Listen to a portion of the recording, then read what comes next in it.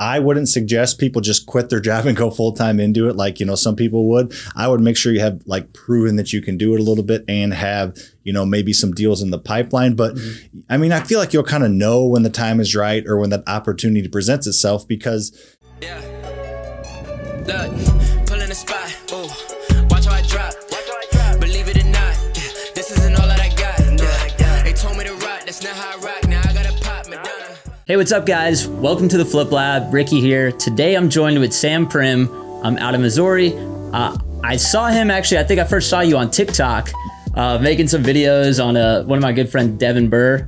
I think you were on one of his lives or something. You guys were talking about Burrs. So that's really how I heard about you. And I think we come from similar backgrounds. Corporate jobs, got kind of tired of the 9-to-5 thing and kind of wanted more and kind of found real estate. So awesome to have you on the podcast. I know it's a short trip for you in Phoenix. Yeah, no, I appreciate being on. It worked out perfect. I sent a message saying I was going to be out here and you messaged me. So it worked out perfect. I tell people all the time, sometimes, you just got to ask for it and shoot your shot, right? Yeah, you never know what's going to happen. So cool, man. I want to make the most out of our time. So kind of talk to me a little bit about, I think a lot of people watching this, they were in our shoes a few years back. I think you left 2018 when you left your corporate job. For me, it was 2019. I think, we were both in sales, making pretty good money, but we're just like, this isn't for us. What type of advice would you give for people in that position as far as how do you leave your job and do this full time? Yeah, I'm more one of those like strategic, like something that big of a decision. So I made sure that I had, pretty good core rental properties. I had, a few deals in escrow. So I knew some money was coming in. So I wouldn't suggest people just quit their job and go full time into it like, some people would. I would make sure you have like proven that you can do it a little bit and have, maybe some deals in the pipeline. But I mean, I feel like you'll kind of know when the time is right or when that opportunity presents itself because if your goal is to get out of your job, you might want to jump the gun a little bit. But if you do it a little bit too early, you're losing that income. You're tapping into your active income to try and make things work. So I would just say, make sure you feel comfortable with it. You've proven that you can do it. And at that point, jump all in because, I mean, I'm sure you've seen the same thing, double, triple, quadruple what you do when you do it full time. Yeah, I know. Like for me, I wasn't nearly as kind of experienced and had as much proof of concept before I quit. I was working my job. I was sending out marketing. I bought one rental property. So I had a little real estate experience, but not much. But I kind of, I saved up about 30 grand and I was like, you know what? This should probably last me about 6 months and living expenses and some marketing. And I'm going to kind of go for it. But I was down to like 5 grand. So if I didn't, and then I had like a big like 80K deal come in and then, life was. So you're a little crazier than I am, it sounds like. Right. But also I think like, for instance, my business partner out in New Jersey, he took longer to quit his job, but he had a family. You have like a family and kid, right? Yep. So I think that makes a difference too. I had more of a chance to, if it didn't work for me, I just had to worry about myself. Yeah, I think, that's a big point. It kind of depends on where people are in their lives. Yeah, had I been, not a wife or kids and maybe girlfriend or whatever, I probably would have done it a lot sooner too. But you just got to know when's right for you. And when you'll know, I feel like a lot of people say it, but you'll just kind of know it's the right time. Yeah. So once you left your job and you got full time, what did that transition look like? So just basically going into, to our office with my business partner. I have a partner like you, business partner Lucas, just kind of going to the office every day and figuring out what are we going to do to make this full time. At the time, I think we had about 25 rental properties. We had a few flips and wholesales and escrow, but just looking to do whatever we could to explode what we were doing. I think that first year we bought like 63 rental doors. That first year we were both full time. So just being able to focus on it and create systems and processes and understand what it took to be full-time business owners, not just a side hustle. I wouldn't say it was like a huge long adjustment, but it took a little bit of time to figure out, what do you do with yourself all day? How can you be most effective and most efficient and not just both doing the same thing? At first, I feel like we both kind of just did everything together, which was fun. But when we did the kind of divided and conquered is really when we started to get traction. Yeah. Were you both sales guys or did you have different skill sets? Different skill sets, kind of that complementing skill sets. He's the engineer, the operations, all that kind of stuff. And I was more of the, sales and marketing. Yeah. I think that's always good. You want someone to kind of be your yin to your yang, for sure. when you're looking for a business partner. So Then when you first get into real estate, you start doing it full time. I see a lot of people, they kind of wonder, should I focus on flipping, making a bunch of money, or should I be building up a rental portfolio for that passive income, wealth? What's your suggestion when people first get started out? Which one to focus on? Yeah, there's two things like I tell people look at. The first is look at your long-term goals and your short-term cash position. If you need cash now to live on and to actively, do life, then probably got to flip or wholesale. But if you have some money and your long-term goals are rental, there is no reason why your first few deals you have to wholesale to get into the business. You don't have to do that. You can start out with rentals. It really just kind of depends on what your situation is and what your goals are. My first 7 or 8 deals were rentals, and then I got into flips and wholesales because I had a job and active income. So it really kind of depends on those two factors, in my opinion. And I always tell people, if you don't really know what your goals are and just go find good deals. If you find a good deal, just actively find the best deal you can. And then if it makes sense, rental, great, because you don't need the money and you can get financed. If you're having trouble with that, just wholesale it, make 10, 20, 30 or more than that. Just go find good deals. And if you find a good deal, you'll figure it out. Yeah, I was talking at an event last week about just like trying to buy deals deep. I was like, you buy a deal deep, it's like hard to fuck it up. Like, you have a lot of different exits, whether you wholesale it, flip it, keep it, burn your money out. We can say fuck on this? Yeah. Cock balls, fuck. I'm kidding. No, you're right. That's a great point. And people always say, well, how do I sell it? Yeah. If you found it cheap enough, you literally just post it on Marketplace or like a Facebook group, which obviously there's, right, levels. It'll sell.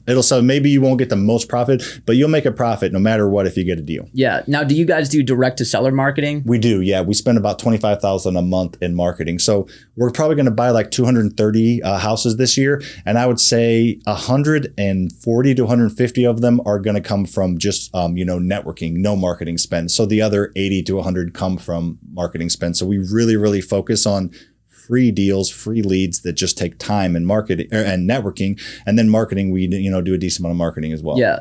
Are a lot of those referral deals, is that through realtors? Is that through like social media and new wholesalers? Yeah, it's mainly through wholesalers, real estate agents, mold remediators, people like that, insurance agents. Our buyers, we have 4 full-time buyers. Their entire job is to go out and network and find deals and then take our leads that we give them, but go out and find deals. I mean, we buy 5 houses a year-ish from like a bowling alley owner. Like, just get out to people that are around a lot of people. And guess what? Shit happens. Unfortunate things happen to people, or they have to sell because they're getting foreclosed on, or their parents pass away and they inherit a house they don't want, or they have to move their parents into assisted care facility. So that happens, to everybody at some point in their life. So if you're around people that have a big influence, now doesn't have to be social media, insurance agents, right? They know a ton of people, and then they usually like inherit the kids and then their kids. So it's like kind of a generational thing. So if you're around other people or you network with other people that are around a ton of people, preferably in that 45 to 65 age frame that have, parents that things happen to, you're going to come across deals if you make it worth their while and if you're top of mind with them. Yeah. Do you have any kind of like quick sales pitch that you get to like an insurance guy to try to have him send you leads? Money, depending on the person, like lawyers, they usually don't ever take money, but like the bowling alley owner, if they, $5,000, we'll give him $5,000 every deal we buy. We just go in, he brings us, we negotiate it and just take $5,000 off where we need to get it and give it to him. Money is the main thing you offer. But if you're like an insurance agent or somebody, we're offering like a complimentary service. If they have clients going to them and they solve their client's problem of an inherited house that they don't want, that needs $80,000 worth of work, that their siblings live all around the country and they don't know what to do with it. They solve that problem and they get paid to do it. That's just going to create more equity with their clientele. And, they're just going to talk and they're going to get more business out of it because, my insurance agent helped me on this situation and went above and beyond, like that kind of stuff. We're helping solve a need as well as paying the people that bring us the leads for the most part. Yeah, no, exactly. You're kind of like become like the one-stop shop. Who doesn't like to be like the guy who knows a guy? Yep, exactly. I know a guy. Yeah. Right. You always want to be that person. So then within your business, do you find that you get deeper deals through direct marketing or through your networking deals? Yeah, that's a great question. I think it's pretty even. I would say usually we get a little deeper deals through our networking because there's less competition on it. We obviously our goal in the marketing is to reach that person that you're the only one on it, or there's 2 or 3 other competitors. But lots of time everyone's doing the same thing, getting mail, the same PPC, mail pieces. they're calling 8 pieces of mail. They're filling out 6 web forms. So we got all that competition, and then the leads that people bring you, they don't always understand what a really good lead is. So sometimes they're not super deep. But if you can train them and they know what a real deal is, you're usually the only one. I would say we buy 30%, 40% of the deals that, people bring us from networking, and it's probably more like 10, 15% from the marketing. So it's just a way higher close ratio, and it can be deeper if we're the only one in on it. Yeah. Now, when you're talking to the sellers, I know you're a sales guy. Mm-hmm. You came from a sales background. What do you teach your sales guys as far as how to buy deals deep? Yeah, for sure. So, I teach a lot of there's a lot that goes into it. Each sales guy is going to have their own skill and have their own way and sales approach. But in general, we teach them, don't talk about the house. They know that the house looks like shit. They know that there's the foundation issue. They know that their parents haven't updated in 60 years. So we really tell them to listen more than talk and just try to mirror the seller. So the seller talking fast, well, then talk fast with them. If they're kind of talking slow, then, just kind of take it easy. Just listen more than you talk. Don't talk bad about the house. Try to find the issue, the underlying issue behind the sale. I would say half of our deals were the low or the highest bidder. The other half were not, because we solve problems. Like, I don't want to, have to clean out the house. Okay, that's okay. We'll clean out the house for you. Or I want to live here for 2 weeks after closing to get some stuff out. We're willing to do that. We make it in the contract where they have to get, but we just solve problems. Yeah. And then, price is secondary. If we can solve the problem and connect with the seller, we have a very, very high chance of closing. Yeah. So now, like, the lead comes in, you guys realize you locked it up deep. Like we said, you have a lot of exits. How do you guys decide if you're going to keep it, if you're going to wholesale it, maybe do a novation, whatever, flip it? Yeah. So the biggest thing we do is, me and my business partner, Lucas, are growing a rental portfolio. We have 167 doors right now, and our goal is to grow that for sure, but we're not going to take every deal because, over half of our team is growing rentals themselves. So kind of the process is, we'll take it if it's a really good deal, and we pay our flipping company. So our rental company buys it from our flipping company. So we feed that. Even if we bought it really deep, we'll wholesale it to ourselves, for 20, 30 grand, whatever the reasonable price is, because we want to feed that beast too. So we don't just get stuff at, 40 cents on the dollar minus repairs. Right. We buy it right. But either we take it down or someone on the team takes it down for their rental portfolio. Then after that, we kind of pick the best exit strategy. We don't like to do $100,000 rehab. So if it needs a ton of work, we'll wholesale it. If it needs, 20, 40 grand, then we'll rehab it in-house. So that's kind of the order that we usually try to get rid of the properties in. Okay. Do you guys do any creative financing? Not a ton. No, we if that's really what the seller wants, or if we have to, do that to get it done, we will. But, we have pretty good access to funds and private lenders and banks and stuff. So we usually don't need to go down that route. I actually am doing a seller finance deal on a storage facility. So the seller's taking a portion of it, and seller financing it. And the rest of it, we just put down on. So we do a little bit of that, but we kind of like to keep things simple as much as possible. When you're doing a couple hundred deals a year, if you have too many little things that you do, it can kind of get overwhelming. So we try to keep it as simple as we can. Yeah. And I think I saw on Steve's podcast talking about using other people's money. Mm-hmm. I know, like, our flipping business, we fund pretty much 100% through private money, friends and family, people that we know that reached out, had money sitting around. We lend out at 10% and pay out on the back end. Do you guys mostly use private money as well? Yeah. Mm-hmm. For our flipping company, mostly private money. We use a little bit of bank money. We have really good relationships with banks, and they're, we can get it from them at like 5%. So crazy cheap. Hard to beat that, yeah. But we do use a lot of private money, similar terms. And then for like our rental portfolios, where we really, that OPM really is important, because if you're wholesaling and you're double closing or signing, you don't need the money. So, we do use other people's money in both aspects of the business, but the majority of, when I'm talking about other people's money, it's for the rental portfolio. Yeah. And do you will you leave big down payments of other people's money in those deals, or are you talking about just kind of like short-term loans? Yeah, they're all pretty. So on our like houses, our rental houses, they're all short-term loans. They're in and out. When we refinance it, they get their money back, or I guess wholesale or sell it. If that's the exit strategy, they get their money back. On our apartment complex deals, I own 4 apartment complexes, and that's when their money stays in. It's like a long-term burr. Yeah. They'll put the 20% down payment or 25, depending what the bank wants. So they'll fund the entire down payment. They'll get a small percentage ownership. They'll get a preferred interest every single month, 7% interest annualized on their investment every single month. They get that whether the building performs or not. And then in 3 to 5 years, we buy them out with a cash out refinance, and then we pay them back their investment plus a little kicker. So it gets them to that 10 to 12% return overall. So it's pretty good. It's a good return for them. Works out well for us. We're leveraging other people's money, and we're buying, value add properties that the equity grows to a lot over that 3 to 5 years. Our equity explodes. We take a chunk of that to pay them back, and now, we own it. They don't own a ton of it anyway, but their money's gone out of it. And, we can usually get better terms, and we don't have the 7% a month to that private lender. We got 4% from the bank. So it just kind of all seems to work out pretty well so far. Yeah. And so like a week ago, I had Ben Leibovich on here, Bigger Pockets guy. Yep. He buys a lot of apartments out here and syndicates them. I was kind of talking to him. I was like, should we like stay in the single family things? But we're always thinking like increase the deal size. So apartments obviously start looking pretty appealing when you're thinking about, adding zeros to deals. His advice was like, it's a completely different skill set. You're probably better off staying in your lane and then, giving a guy like me money to grow your passive wealth. Sounds like though you kind of are doing both at the same time. Yeah, we're doing both. And I don't think there's any reason you can't. It's one of those things where, we've met with a few syndicators before, and they're kind of jealous at what we're doing because, depending on, there's a million different ways to do syndication, right? But most of them will get like a syndication fee, $100,000 or something like that, good chunk. And then, a couple percent ownership, and it adds up.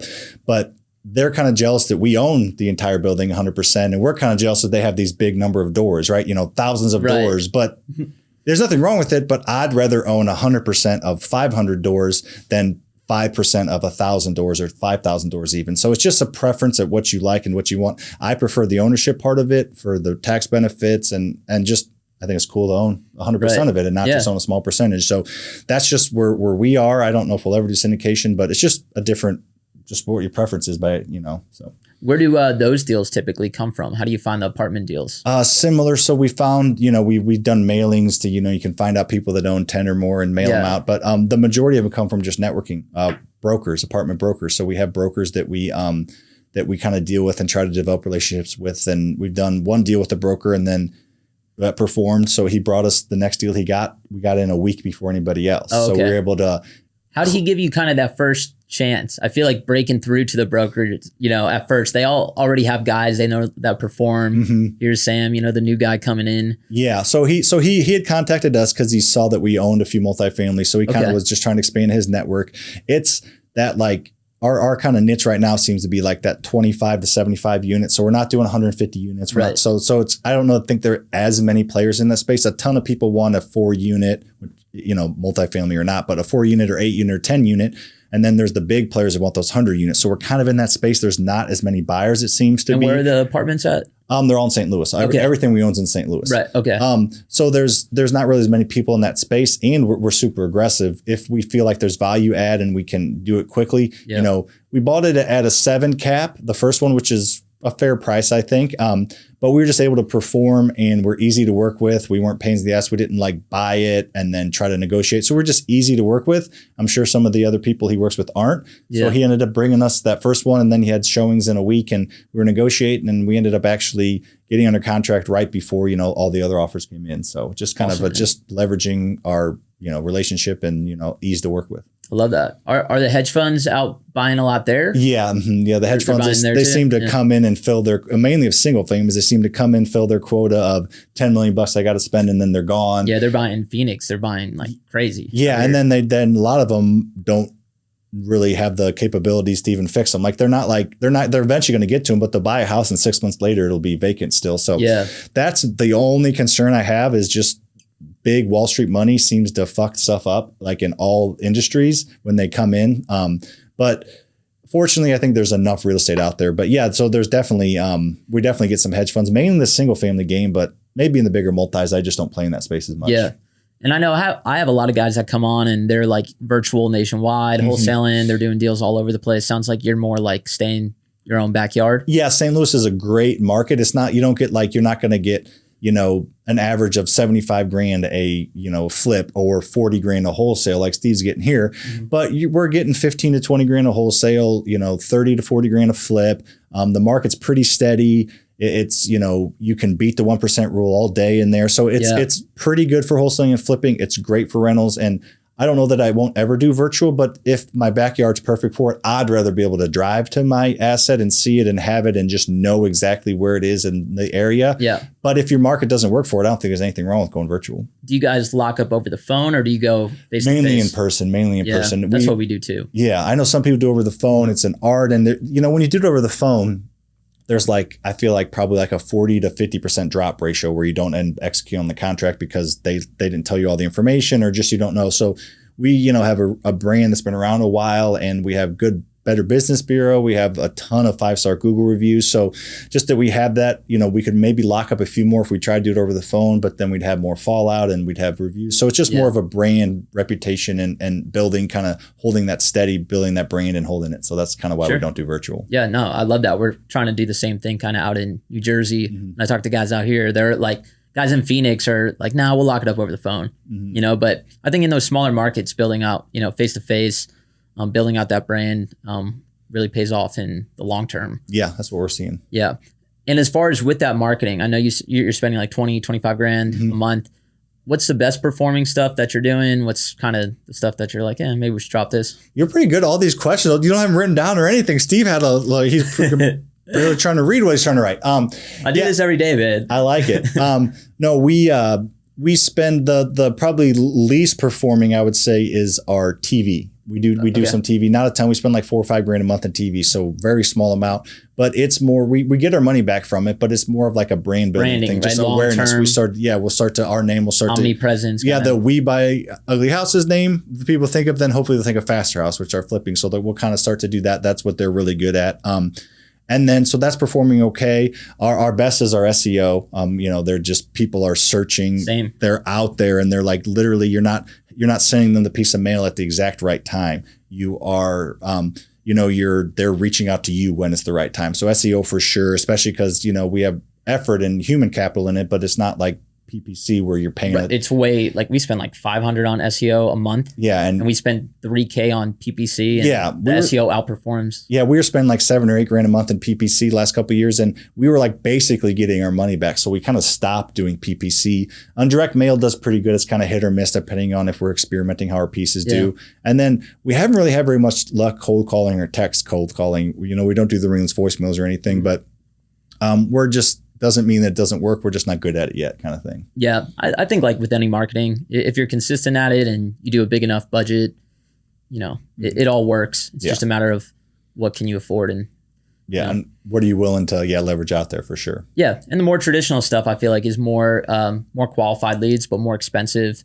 The cheaper data stuff, it's more having to go through a bunch of garbage leads. Yeah. But a little cheaper when I think it depends on your personality too, right? Some people want to do this, but are kind of introverts.